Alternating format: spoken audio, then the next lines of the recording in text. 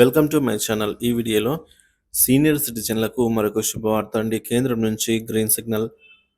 పూర్తి సమాచారం అయితే వీడియోలో తెలుసుకుందాం. వీడియోని ఎక్కడే కానీ స్కిప్ చేయకుండా చివరి దాకా చూడండి. అప్పుడే ఇన్ఫర్మేషన్ పూర్తిగా అర్థమవుతుంది. వీడియో చూస్తున్న ప్రతి ఒక్కరు వీడియోకి లైక్ చేయండి ఫ్రెండ్స్. ఈ వీడియోని తోటి మిత్రులతో అయితే షేర్ చేయండి. కొత్తగా మన ఛానల్ చూస్తున్నవారు సబ్స్క్రైబ్ చేసుకున్నట్లయితే వెంటనే మన ఛానల్ని సబ్స్క్రైబ్ చేసుకోండి. దీని ద్వారా నేను చేసే లేటెస్ట్ వీడియోస్ అన్నీ మీ వరకు రీచ్ అవుతాయి. ఇక ఆలస్యం చేయకుండా వివరాలకు అయితే వెళ్ళిపోదాము.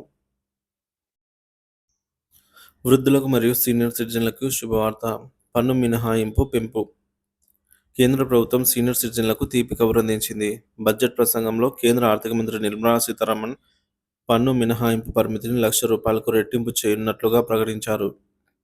దీంతో టీడీఎస్ ఊరట లభించనుంది.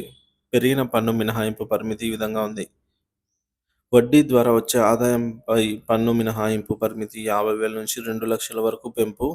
మొత్తం వడ్డీ ఆదాయంపై మినహాయింపు పరిమితి 2.4 లక్షలు అంటే 2,40,000 నుంచి 6 లక్షలకు పెంపు. ఇకపై వృద్ధులకు టీడీఎస్ మినహాయింపుతో ఆదాయం మరింత ఉపశమనం కలిగించనుంది. కొత్త ఆదాయ పన్ను బిల్లు రాబోతోంది.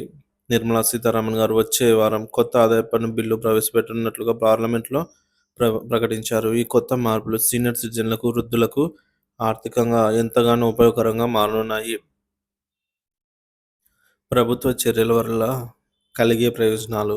పెరిగిన టీడీఎస్ మినహాయింపు వల్ల సీనియర్ సిటిజన్లకు అధిక ఆదాయం అయితే ఉండబోతోంది. ఇక వడ్డీ ద్వారా వచ్చే ఆదాయంపై తగ్గిన పన్ను భారం కొత్త ఆదాయపు పన్ను విధానం మరింత అనుకూలంగా మారే అవకాశం. ఈ మార్పులతో సీనియర్ సిటిజన్లకు, వృద్ధులకు కేంద్ర ప్రభుత్వం ఆర్థిక ఉపశమనం కల్పించనుంది. ఇది దేశంలోని వృద్ధులకు భవిష్యత్తును మరింత భద్రత కలిగినదిగా మారుస్తుంది.